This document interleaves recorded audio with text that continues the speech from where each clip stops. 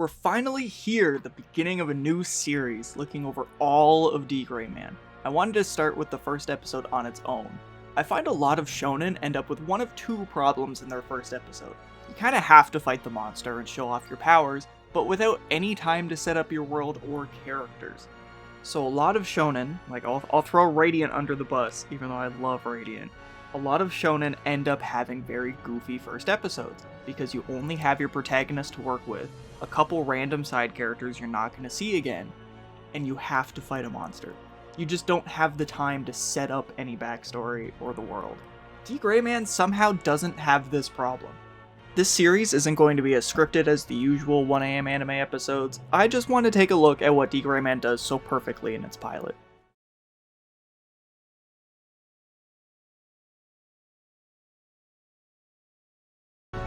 They exist to destroy the evil that lurks in the darkness.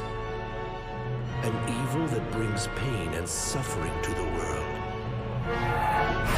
Right from minute one, the Exorcist exists to destroy all the evil in this world. Cut to Alan's cursed hand and his Akuma seeing eye. They didn't frame him as some holy warrior. The Exorcist looked like a cult, and Alan is the first character we see as soon as we mention evil.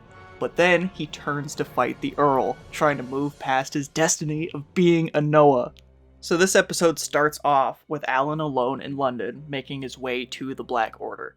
There's a very foggy atmosphere, there's little to no visible background besides just imposing buildings, and it makes everything feel very small and uneasy.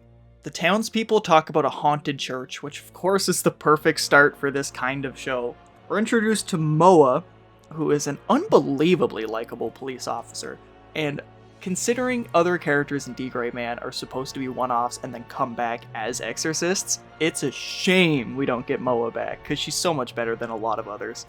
So Moa and Charles enter the cursed church, and even if it's played off as a silly shonen joke, Alan's first action shot is him cloaked in darkness with his red arm attacking Moa. While she's interrogating Alan, Charles downstairs is killed by the Akuma. So we see a victim of an Akuma without actually seeing it, and the massacre it leaves behind builds up a lot of tension. The dude gets stars all over his face and literally bursts to dust in front of her. And for like the most iconic scene of any anime, the townspeople are talking about what just happened. That police officer died in there.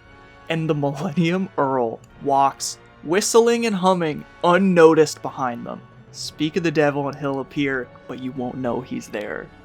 So then Earl is shown next to a person, speaking with them as if they're an Akuma, showing us that they're connected and that Earl's sort of raising them. But we don't even know what an Akuma is yet, because apparently they're just myths from old times. And I'll gush about them until the day I die, but Rob McCollum pulls off the perfect mix of calm and worrying. And this one's a little silly, but you gotta love this scene. They take on the form of humans, so they're very difficult to find.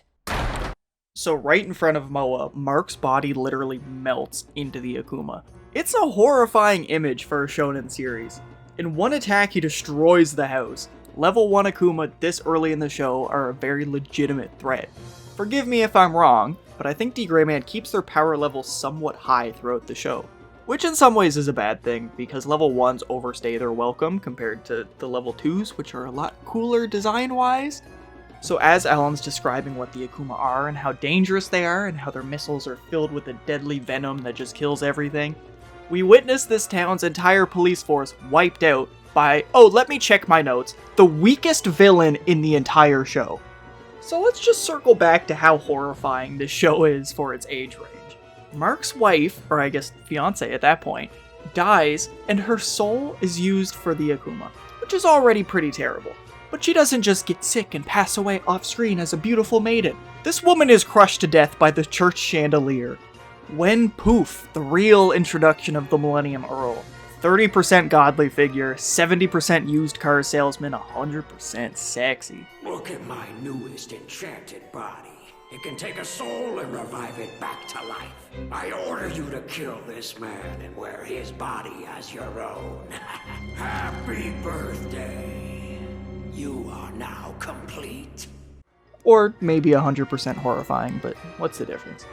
Alan doesn't have to explain to us why he hunts the Akuma. This scene is all we needed. I'm sorry to have to do this.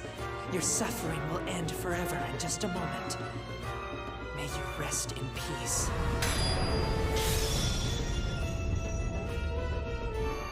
Thank you. Despite all the things this episode totally nails, what might be the best is the wordless goodbye to Moa, the woman who has lost it all. This isn't a world where friendship fixes all your problems before a closing montage of everything being built back up. This world is learning of the dangers of the Akuma, and London just got the least of it. So thank you for watching. If you like this series, more is on the way. And if you want to support me, subscribing would mean a lot, and checking out Maidral would mean even more.